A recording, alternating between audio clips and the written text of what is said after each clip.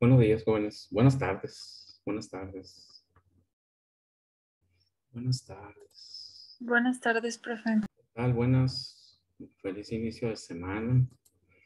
Hoy que es lunes. Alcántar, partida. Presente.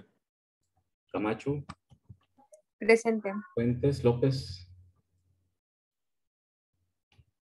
Presente. Ok, Presente. Galvez Marte. Muy bien, sí. Muy bien, Melissa. Presente. Muy bien. Rodríguez Ochoa. Mesa Rodríguez. Mesa González, perdón. Presente. Rodríguez Pinedo. Ok. Torres Pérez. Presente. Valenzuela, Valenzuela. Presente. Vega Cárdenas. Presente. Bien. Tum, tum, tum, tum. Tum, tum, tum, tum. Muy bien, pues vamos a continuar. Estamos con estequiometría. Un poquito de estadística de aquí. Ahí está.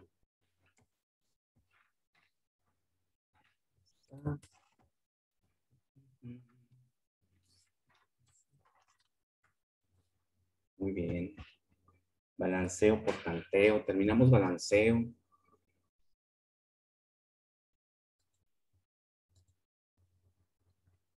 Lámina 17. Continuamos en la lámina 17. Muy bien. Bien, pues vamos a continuar con la parte interesante de esta unidad de competencia y de toda la química inorgánica, ¿no? Ahorita estoy trabajando con química analítica con un grupo y el coco es la estequiometría. Estamos analizando gravimetría dentro del análisis equilibrio por precipitación. Y hay que hacer estequiometría. Precisamente hay que calcular la cantidad de reactivos y productos que participan en una reacción química a través de la ecuación química balanceada, lo cual nos permite determinar cuál es el reactivo limitante y cuál es el reactivo en exceso. Es lógico suponer siempre, ¿no? Si vamos a hacer una reacción química de donde vamos a mezclar dos o más, uno, ¿no? Porque también puede ser de descomposición. Uno, dos, tres sustancias diferentes. Si no las echamos o no las agregamos en las proporciones adecuadas, estequiométricamente hablando, eso que hablábamos de que siempre haya un elemento para que reaccione con el otro, desde el concepto de vista o desde el punto de vista de relación molar. Por eso se inventó la expresión de moles, ¿no? Para poder garantizar siempre tener, cuando menos, el mismo número de cantidad de sustancias, de partículas, de tal forma, pues evitar que o nos sobre o nos falte reactivo en una reacción química. Entonces, si vamos a hacer un pastel, por ejemplo, y no tenemos ni idea de las sustancias que vamos a agregar y agregamos al azar, pues igual y nos queda salado, igual y nos queda dulce, igual y no infla, no crece el pastel, se queda todo aplastado. ¿Por qué? Porque o nos faltó algún ingrediente, nos faltó cantidad de algún ingrediente, o nos sobró mucho de otro. Entonces, siempre es importante conocer las cantidades de reactivos y productos que participan en una reacción química y de esta forma poder tener el mejor resultado, es decir, la eficiencia mejor, la mejor eficiencia de una reacción química. Recuerden que al final de cuentas, una reacción química implica un costo, ¿no? Generar un producto genera un costo dentro de un proceso. Mientras menos desperdicios tengamos o menos reproceso tengamos de un reactivo o de una sustancia, pues más económico es producir, más eficiente es producir ese producto. Así son los procesos. Entonces, ahorita estamos trabajando con eso y es muy complicado tratar de avanzar en equilibrio químico, tratar de avanzar en gravimetría, cuando no tienen ni idea de cómo hacer una relación estequiométrica, ¿no? Y se supone que ya vieron eso, ¿verdad? Porque ya están llevando química analítica. Y pues lo complicado es eso, ¿no? De que yo me voy sobre la cuestión de la gravimetría y resulta de que no lo pueden hacer porque no recuerdan cómo determinar un reactivo limitante o cómo calcular cuál es la cantidad en exceso que hay en una reacción química, de qué producto, de qué sustancia y cuál es la cantidad que está en exceso. Y o poder determinar cuál es el rendimiento de una reacción, qué tan eficiente es, ¿no? Se denomina rendimiento. Y se calcula igual como un porcentaje, ¿no? Un 90%, un 100%. No existe el 100% de rendimiento en una reacción química. Vamos a ver que el cálculo que vamos a hacer aquí, iniciamos siempre con la idealidad. Los cálculos estequiométricos de este tipo, iniciales, son ideales, ¿no? Estamos suponiendo que todo el producto, toda la sustancia posible que puede reaccionar, reacciona.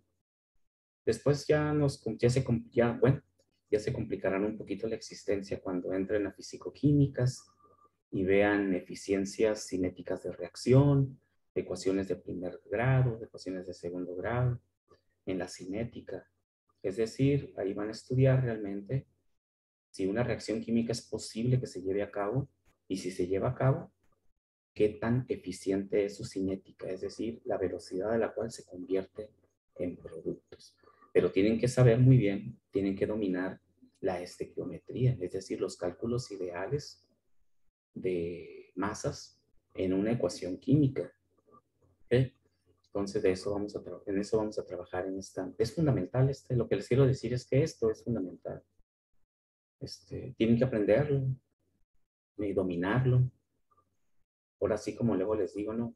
Grabárselo con fuego, ¿no? Luego les digo, así como la ley de los gases ideales para termodinámica, ¿no? Les digo a los muchachos y a las muchachas. Es casi como ir con un tatuador y que te graben aquí la ley de los gases ideales. Con un tatuaje así. Es algo que no se te tiene que olvidar porque es la herramienta fundamental para trabajar con los gases y hay que saber aplicarlo. ¿Sí? Aquí también en química la estequiometría es fundamental, porque siempre tendrás que recurrir a ella para cualquier otro cálculo químico que tengas que hacer, el concepto de moles, el concepto de el balanceo de ecuaciones, lo que son los coeficientes estequiométricos. Si no sabemos hacer eso o no lo recordamos en un determinado momento, pues no podemos hacer nada de lo que viene hacia adelante, ¿no? Todo lo demás que nos quieran enseñar, muchos otros procesos químicos importantes, pues se atoran el proceso, ¿no? Entonces hay que aprenderse esto. Es la unidad de competencia con mayor peso dentro de este curso de química inorgánica. Tiene mayor peso, mayor ponderación por la relevancia que tiene, ¿no? Entonces, hasta ahorita, ¿qué sabemos acerca de las cantidades de sustancias? Pues conocemos lo que es el mol, ¿verdad? Cómo se calcula. Eso ya lo deben de saber. Si no lo saben todavía, memorícense.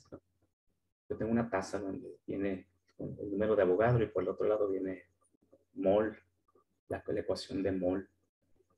De esa relevancia es el saber manejar las cantidades de sustancia a partir de esta medida fundamental de la química, que son los moles.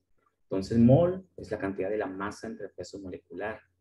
Siempre tenemos dos formas de describir una propiedad, ¿no? Con su expresión matemática, con su ecuación. ¿Qué son los moles? Si me preguntan a mí. Pues es la masa de una sustancia entre el peso molecular de la sustancia. Ok, perfecto. Ahora, ¿qué significa un mol? Sí, es cierto, eso es correcto, ¿no? Masa entre peso molecular. Ahora, ¿qué significa? ¿Qué representan? ¿Qué son? ¿Verdad? Los moles. Pues los moles es un paquete, es un paquetito único, ¿sí? Único. una medida básica, unitaria, de cantidad de sustancia, de cualquier sustancia, que siempre tiene el mismo número de partículas. Esa es la base fundamental para definir lo que es un mol. Es un paquetito de reacción, es una cantidad de masa que siempre tiene un mismo número de partículas. Por lo tanto, podemos tener un mol de cobre, un mol de azufre, un mol de hierro, un mol de carbonato de sodio, un mol de gasas, un mol de planetas, un mol de lo que sea. Y ese mol siempre va a tener el mismo número de sustancias, de partículas, de lo que sea. Y ese número, recuerden que es el número de Avogadro, ¿sí? El número de Avogadro es el que representa, el que siempre tiene esa cantidad. Entonces nosotros trabajamos en química con cantidades de moles, no siempre unitarios, con fracciones, pero siempre podemos relacionarlo con el número de partículas que hay ahí. Es decir, podemos conocer siempre cuántas partículas hay de un reactivo, cuántas partículas hay de otro reactivo, y de esta forma poder estimar cuántas partículas voy a obtener de productos. De otra manera no lo podemos hacer. Recuerden que la masa común no aplica para cálculos químicos, la masa común, porque no relaciona el número de partículas, ¿sí? Entonces, siempre se corre el riesgo, y de hecho sucede, que nos falten reactivos, que nos sobren reactivos, porque no tenemos control sobre la masa. ¿Okay? Entonces, eso ya lo calculamos, ya lo trabajamos, ya lo vimos. Vimos la expresión de una ecuación química, cómo se expresa una ecuación química. ¿Okay? Y los tipos de ecuaciones químicas, los tipos de reacciones que hay y por lo tanto de ecuaciones químicas. Recuerden que la ecuación química, ¿cómo se define? Como la representación simbólica de una reacción química. Y una reacción química es un proceso en el cual, la palabra fundamental es proceso, ¿no? Es un proceso en el cual sustancias, conocidas como reactivos, se convierten a través de muchos diferentes procedimientos o procesos internos, se convierten en productos, ¿sí? Y podemos expresarlo como ecuaciones de síntesis, de descomposición o de sustitución simple o sustitución doble. ¿Okay? Vamos a dejar por fuera ahorita las reacciones óxido-reducción que vamos a ver al final como un pequeño tema separado para que conozcan lo que son las reacciones redox y cómo se balancean, ¿no? Porque también son muy útiles, son muy usadas sobre todo en sistemas de soluciones. Entonces, ya con este conocimiento de poder balancear también una ecuación por el método del tanteo, poder balancear los coeficientes estequiométricos, pues ya podemos entrar a determinar la estequiometría. La estequiometría habla de cálculos de masa a partir de los valores de las cantidades de moles que se encuentran en una ecuación química. ¿Okay? Entonces siempre tenemos dos cantidades para trabajar con estequiometría. Tenemos las cantidades de masa estequiométricas, que son las que se encuentran dentro de la ecuación balanceada. Aquí, cuando balanceamos estas, conocemos las cantidades estequiométricas, las cantidades de masa en moles, 1 mol, 2 moles, 3 moles, lo que nos daba aquí como balanceo, ¿sí? Y conocemos la masa real de nuestro proceso. Y luego es muy común confundirse entre las dos. La masa molar que aparece, o los moles que aparecen en la ecuación química, es la ecuación ideal, es la ecuación balanceada, ¿sí? Esa sustancia no existe en ningún lado, está en mi ecuación química. ¿Sí? Ahora, cuando ya tengo un proceso real y tengo cierta cantidad de masa de alguno de los reactivos o conozco el producto, esas masas son masas reales, son moles reales, que hay que relacionar con las masas o los moles ideales de mi ecuación química. ¿Sí? Porque luego creemos que unos son los otros o tomamos los moles de la ecuación ideal, de la ecuación balanceada, y los queremos calcular como si fueran moles reales y no son así, ¿no? Vean que luego de repente nos confundimos con eso, a ver cuando estamos haciendo los problemitas. Entonces, una cosa es la masa real que me dice mi proceso, mi reactor, ahí donde estoy haciendo los experimentos, estoy produciendo ciertos compuestos. Y otra cosa es mi ecuación ideal balanceada que tengo aquí balanceada. Esta la balancea y yo sé que así ocurre la reacción química ideal. Y con esa voy a trabajar. Con esa voy a trabajar para calcular y hacer cálculos, perdón, reales, ¿no? Entonces, todo este estudio se denomina estequiometría. Y lo importante aquí es entender entonces que existen relaciones estequiométricas entre todas las sustancias que participan en una reacción química y que están expresadas en su ecuación química. Como todos los números que tienen a un lado, si es uno no se escribe, pero todos los demás sí, se denominan coeficientes estequiométricos. La relación que hay entre ellos se llaman relaciones estequiométricas. ¿Ok? Entonces, esto pues es todo lo que ahorita he comentado, ¿no? Por ejemplo, tenemos esta ecuación, el nitrógeno que se une con el hidrógeno para producir amoníaco. Ya está balanceado. 2 nitrógenos, 2 por 1, 2 nitrógenos. 3 por 2, 6 hidrógenos, 2 por 3, 6 hidrógenos. Es una ecuación balanceada del proceso de producción de amoníaco. Y es mi ecuación ideal, ¿no? Esta ecuación me dice que un mol de nitrógeno gaseoso, al reaccionar con 3 moles de hidrógeno gaseoso, produce 2 moles de nitrógeno, perdón, de amoníaco gaseoso. Esa es la idealidad, esa es la relación que me dice mi ecuación. Ahora, ¿qué relaciones hay entre ellos? Pues todas las que puedan existir. Por ejemplo, una relación estequiométrica es relacionar el nitrógeno con el hidrógeno. ¿Y cómo lo relaciono? Pues como los dos son reactivos, yo puedo expresar una relación que me diga un mol de nitrógeno gaseoso reacciona junto o reacciona con 3 moles de hidrógeno gaseoso. Esa es una relación, los estoy relacionando los dos. Un mol de nitrógeno gaseoso reacciona con 3 moles de hidrógeno gaseoso. O al revés también. 3 moles de hidrógeno gaseoso reaccionan con un mol de nitrógeno gaseoso. Ahí hay una relación estequiométrica entre los dos. También puede haber una relación estequiométrica entre los reactivos y los productos. Esta fue una relación entre los dos reactivos. También puedo expresar que un mol de nitrógeno gaseoso produce 2 moles de amoníaco, ¿sí? O que 3 moles de hidrógeno producen 2 moles de amoníaco. Esa es otra relación. También lo puedo hacer al revés. 2 moles de amoníaco se producen a partir de un mol de nitrógeno gaseoso. O 2 moles de amoníaco se producen a partir de 3 moles de hidrógeno gaseoso. Observen que puedo yo relacionar, si hubiera 2 productos aquí, igual pudiéramos hacer una relación entre los productos, ¿sí? 2 moles de amoníaco se producen junto con el otro compuesto, tantos moles del otro compuesto. Y acá decíamos, un mol de nitrógeno gaseoso reacciona con 3 moles de hidrógeno. Entonces podemos relacionar todas las sustancias entre ellas mismas, ¿sí? Por eso se llaman relaciones estequiométricas. ¿Por qué? Porque son relaciones de entre la masa de cada compuesto, ¿no? Observen que eso decimos, ¿no? Un mol, estoy relacionando la masa, la estequiométrica, el valor estequiométrico.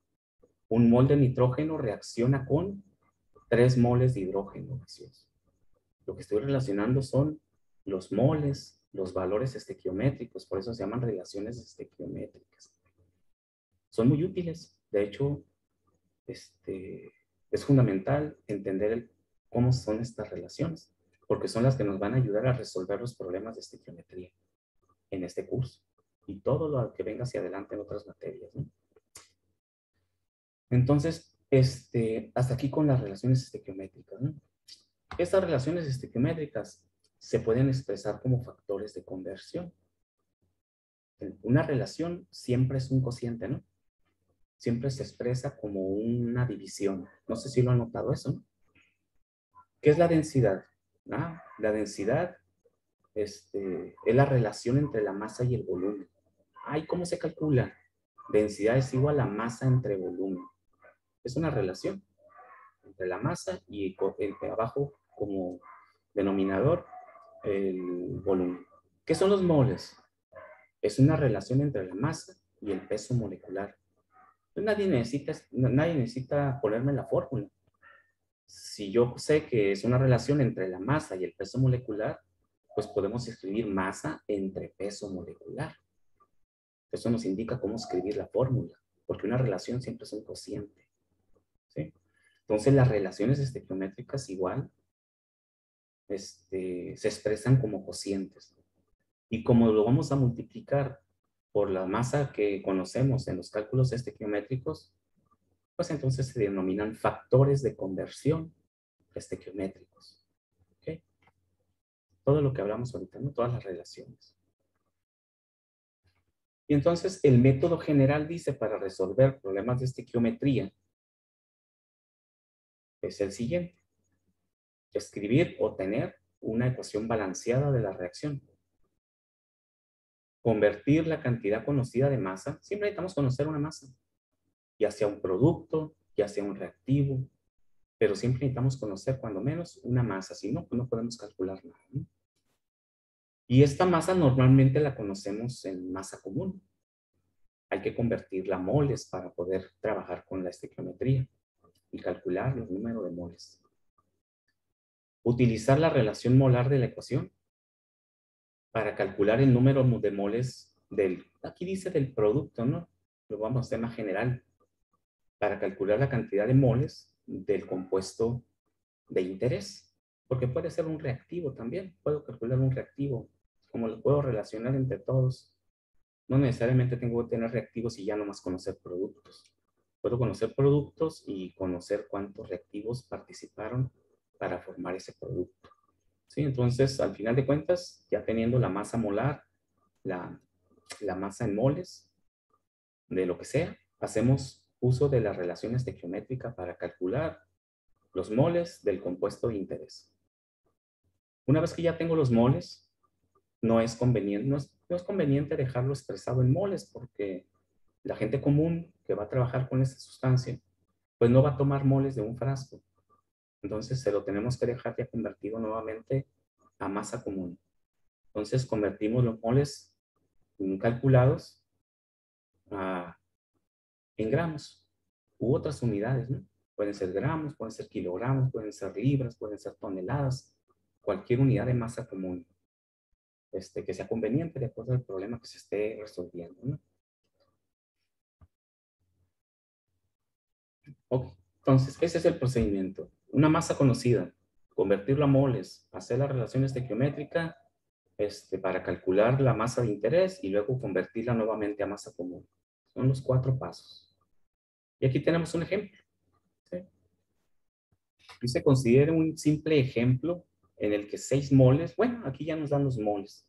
Se nos hubiera dicho en el que 20 gramos de hidrógeno hubiéramos tenido que dividir entre el peso molecular para convertirlo a moles. Ya nos dio los moles. De hidrógeno gaseoso reaccionan con nitrógeno gaseoso. Ya sabemos que esa reacción genera amoníaco. Para formar amoníaco. Para calcular la cantidad producida de amoníaco en moles, usamos el factor de conversión con el hidrógeno en el denominador.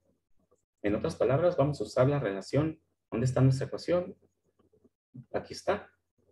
Tenemos el amoníaco y conocemos el hidrógeno. Por esa razón es conveniente la relación estequiométrica entre el hidrógeno y el amoníaco. El hidrógeno porque es la masa conocida y el amoníaco porque es el producto que quiero calcular. ¿Cuál es la relación estequiométrica aquí? 3 moles de hidrógeno gaseoso producen 2 moles de amoníaco.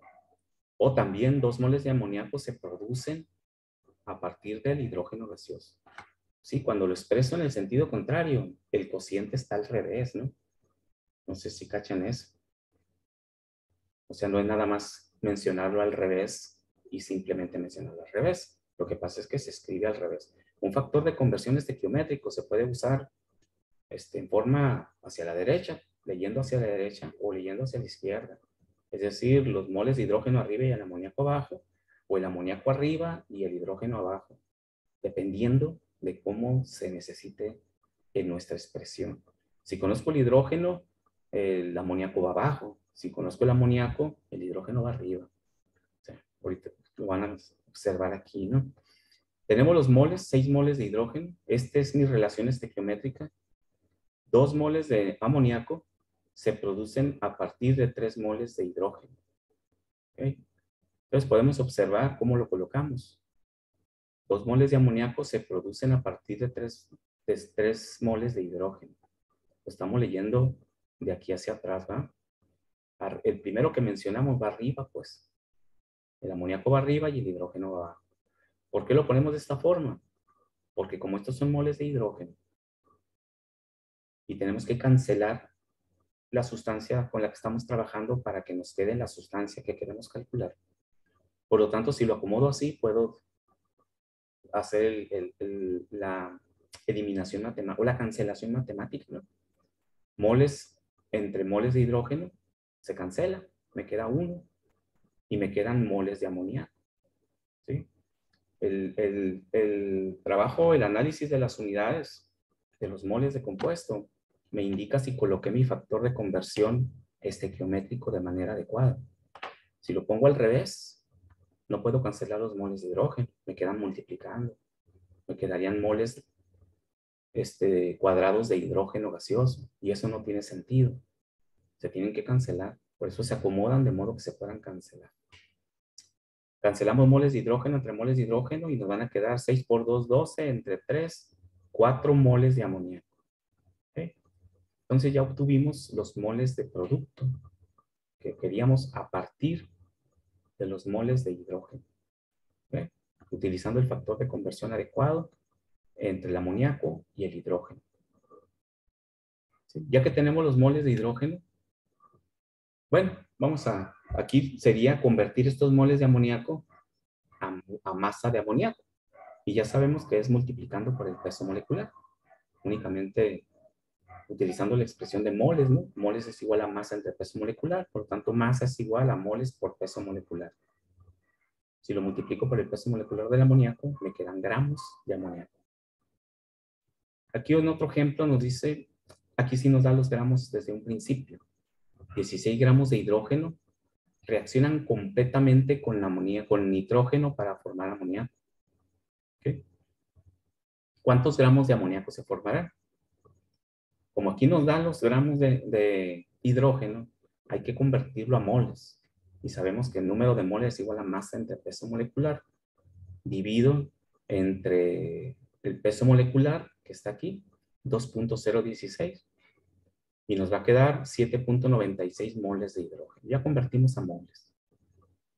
Ahora utilizamos la relación estequiométrica nuevamente de 2 moles de amoníaco contra 3 moles de hidrógeno y volvemos a obtener nuestros moles de amoníaco. La única diferencia es que aquí partimos de los gramos y hicimos esta conversión a moles. Volvemos a obtener los moles. ¿Sí? Ahora aquí sí los convertimos hasta masa. Hay que multiplicar por el peso molecular. El peso molecular del amoníaco es 17. Y multiplicar por 5.29 nos queda 90.1 gramos de amoníaco. Ese sería el resultado final. Ya con el dominio de los factores de conversión, podemos hacer en un mismo cálculo todos los factores que sean necesarios. Aquí son 2, pero ya verán que hay problemas de proceso, de cálculo de masas en procesos, donde hay 1, 2, 3, 4, 5 cálculos que requieren factores de conversión o uso ya sea de pesos moleculares, de convertir a masa o a moles, o utilizar relaciones estequiométricas. Y podemos hacerlas todas continuas, no es necesario hacerlo por separado. Si tienen ya adquiriendo habilidad, podemos expresar como una serie de factores de conversión, en donde vamos cuidando. Esa es la ventaja de los factores de conversión para los cálculos de ingeniería, ¿no? Porque muchas veces me dicen los estudiantes, maestro, es que eso es una regla de 3. Y yo soy muy bueno para hacer regla de 3, porque siempre me enseñaron reglas de 3. Y lo voy a hacer con reglas de 3. Sí, en la primaria, en la secundaria. En la prepa ya no, pero todavía se sigue usando, ¿no? Los reglas de 3. La regla de 3 no la usan los ingenieros, ¿no? Los ingenieros utilizamos factores de conversión. ¿Sí? ¿Por qué? Porque el factor de conversión me ayuda a tener un mejor control del análisis de mi proceso y poder detectar cambios, poder detectar situaciones dentro de un proceso que estoy analizando como ingeniero, al estar manejando factores de conversión, porque tengo un control de las unidades de mi proceso, todas las unidades. Y la regla de 3 no, la regla de 3 me hace un cálculo, ya olvida lo que tenía y tengo un resultado, me hace otro cálculo y luego ya no sé si ese resultado lo voy a volver a usar o no lo voy a volver a usar y no es conveniente, ¿no? Sí, pueden ser muy hábiles en hacer reglas de 3, pero acostúmbrense a usar factores de conversión. Entonces aquí tenemos desde un principio la masa en gramos la convertimos a moles con el factor de conversión del peso molecular, que es este. Y cancelo los gramos de hidrógeno y nos queda, nos quedan moles de hidrógeno. Estos moles de hidrógeno, que es el cálculo, lo que no tenemos a la mano es el cálculo numérico, tenemos a la mano las unidades. Lo que entre esto van a ser moles de hidrógeno. Y ahí mismo utilizo otro factor de conversión de relación estequiométrica y 2 moles de amoníaco entre 3 moles de hidrógeno. Cancelo moles de hidrógeno, van a quedar moles de amoníaco. Pero como los moles de amoníaco los voy a expresar como masa común, vuelvo a usar el factor de conversión del peso molecular. Nada más que ahora está al revés, ¿no? Porque voy de moles a masa. El peso molecular es una multiplicación. ¿Y por qué lo pongo así? Porque un mol de amoníaco sabemos que pesa 17 gramos. Cancelamos moles de amoníaco y nos quedan gramos de amoníaco. Observen que todas las unidades se van cancelando en forma adecuada. Siempre al dividirse entre sí, se cancela. De tal forma que nos queda la única dimensión, la única unidad válida, que es gramos de amoníaco. ¿Sí? Entonces, en un problema larguito, podemos hacer todos los factores de conversión juntos, tanto estequiométricos como de peso molecular, ya sea que vayamos de gramos a masa a molar o de masa molar a gramos, dependiendo, ¿no? Entonces, estos pasos se combinan en un solo paso, como dicen. ¿Sí? ¿Alguna pregunta sobre la estequiometría, los cálculos, los factores de conversión?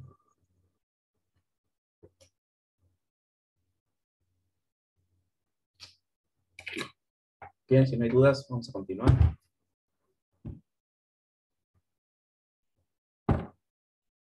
Dice, los alimentos que ingerimos son degradados o destruidos en el cuerpo para proporcionar energía necesaria para el crecimiento y otras funciones. Todos los alimentos que ingerimos, nuestro cuerpo lo convierte a glucosa, ¿no? No sé si sabían eso, ¿no? Dentro de la síntesis metabólica que se lleva a cabo, al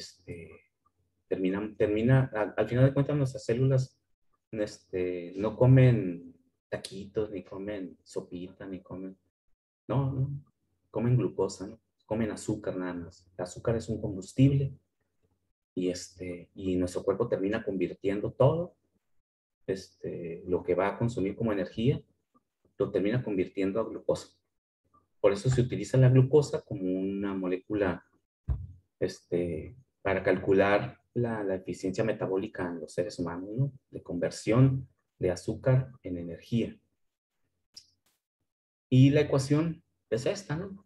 La glucosa es un hidrocarburo, un carbohidrato, perdón, un carbohidrato. Tiene carbono, tiene hidrógeno y tiene oxígeno. C6H12O6. Esa es la molécula de glucosa. Recuerden que todo lo que se puede quemar se quema en presencia de oxígeno. Entonces realmente nosotros estamos quemando nuestras células. En las mitocondrias de nuestras células estamos quemando las moléculas de glucosa con el oxígeno que respiramos. Se lleva a cabo una reacción de combustión u oxidación en presencia de oxígeno. Y sabemos que siempre produce CO2 y agua, ¿sí? CO2 y agua. Y le estamos poniendo CO2 porque lo estamos manifestando que se va es una persona sana y convierte hasta CO2, ¿no? Cuando una persona tiene algún problema metabólico o tiene alguna enfermedad y no puede quemar bien la glucosa, puede tener reacciones incompletas y producir monóxido de carbono. Y tiene problemas de respiración y otras cosas. Pero las personas sanas tienen que quemar hasta CO2 el carbohidrato. Entonces esta es nuestra ecuación, ya la tenemos, está balanceada. ¿Se observan? Está balanceada. ¿Sí? Yo comento aquí que eso es una analogía no más curiosa, ¿no? De que en el balanceo de la ecuación de la glucosa está el 666, ¿no? ¿Se observan? Una molécula de glucosa se quema con 6 moles de oxígeno para producir 6 moles de dióxido de carbono y 6 moles de agua. Por eso le digo yo que la glucosa es el diablo, ¿no? Pues es muy mal el azúcar, ustedes saben, ¿no? En exceso. Se necesita como un combustible, pero consumir azúcar que no viene de los carbohidratos, sino que es azúcar como el azúcar de caña de azúcar y eso, es innecesario para el organismo. El organismo no requiere consumir azúcar. Una persona puede vivir sin azúcar, porque los demás alimentos, los carbohidratos, los convertimos en azúcar. Pero vivimos en un mundo de consumo de azúcar increíble, ¿no? Y el azúcar es un veneno. Incluso el azúcar tiene un límite, un índice de letalidad. Si se consume mucho azúcar, te puedes morir. Es un veneno, ¿no? Y luego aquí curiosamente aparece el 666, ¿no? El número cabalístico. Ok, dice, si una persona consume 856 gramos de glucosa, no es glucosa, ¿no? Sino es alimento que consumió y se hace la conversión a glucosa y es como si consumiera 86 gramos de glucosa, pero son todos sus alimentos, ¿no? Expresados como glucosa. Entre ellos el azúcar, ¿no? Que consuma en el día también. ¿Cuál será la masa de CO2 producida? ¿Verdad? Entonces, si conocemos la masa de glucosa, 856 gramos, ¿cuánto CO2 se produce? Y también podemos calcular cuánto oxígeno consume en la respiración para quemar esa glucosa. Y también cuánta agua produce que se extrae del organismo en la respiración y en la sudoración. El agua producida durante las células hacen lo mismo. Se excretan agua hacia la sangre y excretan gases, el CO2, y los extraemos de la sangre a través del sistema linfático y los riñones y todo para el agua, y a través de los pulmones para lo que es el CO2, y lo exhalamos, ¿no? Somos una máquina térmica compleja, ¿no? Entonces vamos a calcular esto. Podemos, vayan calculando los moles. Paso número 1, lo que pongo el pizarrón. Paso número 1, ¿cuántos moles? Así es el paso, ¿no? Convertir la masa conocida en moles. ¿Cuántos moles de glucosa tenemos?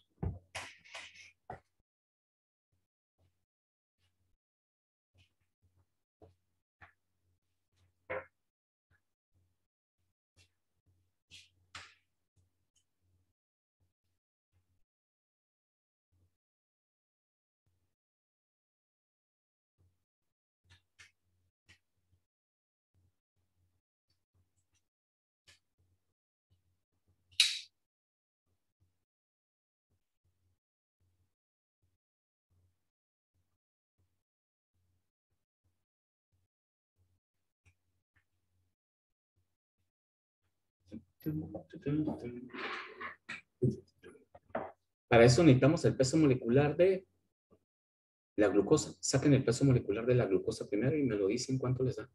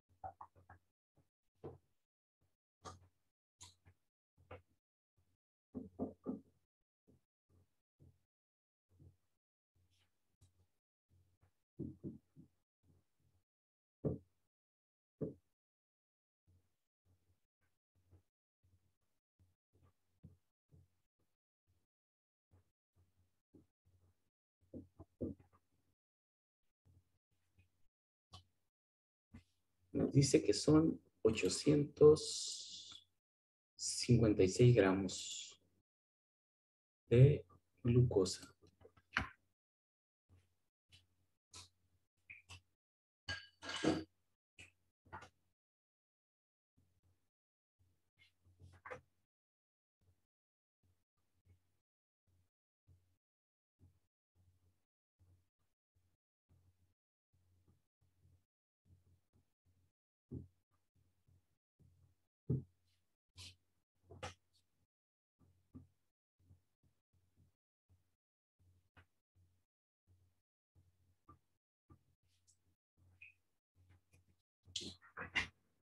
Entonces, el peso molecular, la masa molar.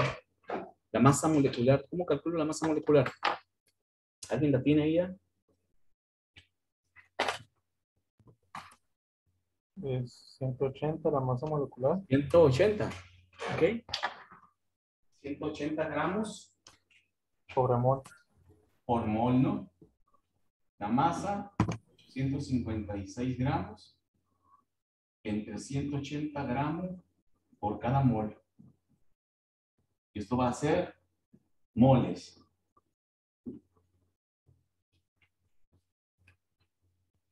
$856 entre 180. 4.756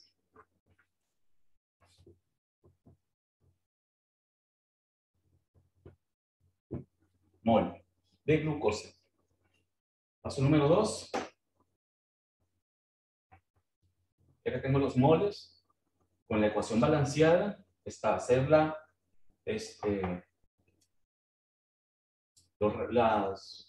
relaciones estequiométricas. Primer paso era tener una ecuación. Si tenemos 4.756 mol de glucosa y lo que queremos conocer es cuánto se produce de CO2, mi relación estequiométrica me dice que 6 moles de CO2 se producen a partir de 1 mol de glucosa.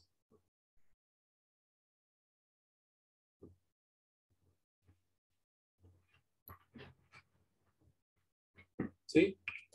De tal modo que cancelamos mol de glucosa con mol de glucosa y nos van a quedar moles de CO2.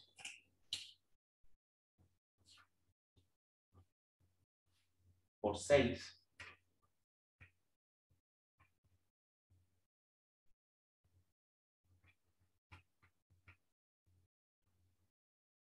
$28.54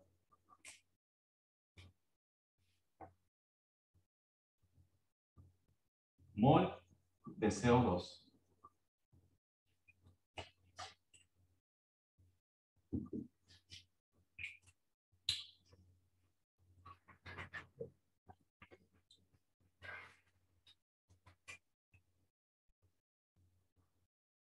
¿Sí? Ya que tenemos los moles de CO2, ahora los vamos a expresar en gramos. Nuevamente. Bueno, la masa final calculada la vamos a expresar en gramos. 28 puntos en un inciso C. Si tenemos 28.54 mol de CO2, para convertir de moles a masa común, es el peso molecular. 180 gramos por cada mol de CO2. Mol de CO2 con mol de CO2. Ah, no, perdón, 180 no es el peso molecular del CO2, es de la glucosa. El CO2 van a ser 32 más 12, 44. 44 gramos de CO2. Es el peso molecular del compuesto. Vamos a calcular por 44. 1256 1255.6.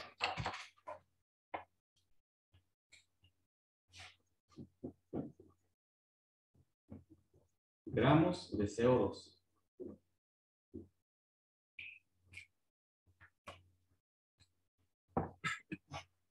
Y ese es el resumen para el CO2.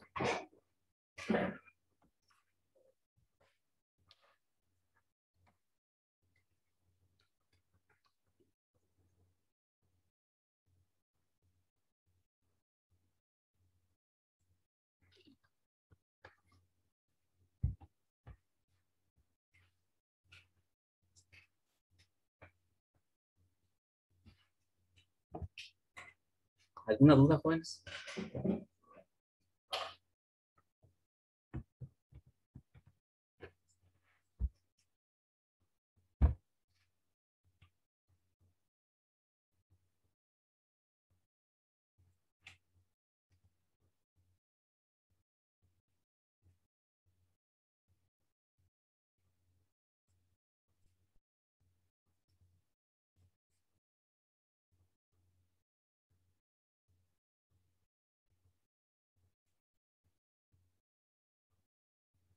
¿No hay dudas?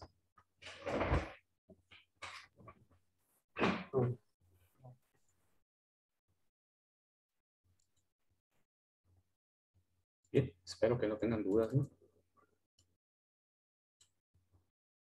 Bien, continuamos la próxima clase para resolver el siguiente ejemplo.